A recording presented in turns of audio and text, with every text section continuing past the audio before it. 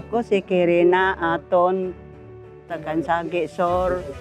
Ako mapasalamat ko ni Gobernador Ares, si Marben Canyones, Danilo Mantong, si Espen. Salamat sa mga pulis tanan.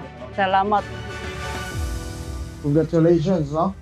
Ni Mr. Remigio Aton na nakadawat aning atong programa na Balay sa Paglaom, collaboration sa kapulisan na gitawag nila og LAB, Libreng Alagad og Balay.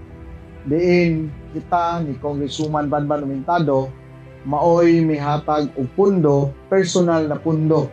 Ang uban pod na ini-donate nato and nakigkulab tas mga kapulisan na sila ang naghimo as labor na sila ang may volunteer sa pagtukod aning balay sa paglaom o libreng alagad o balay.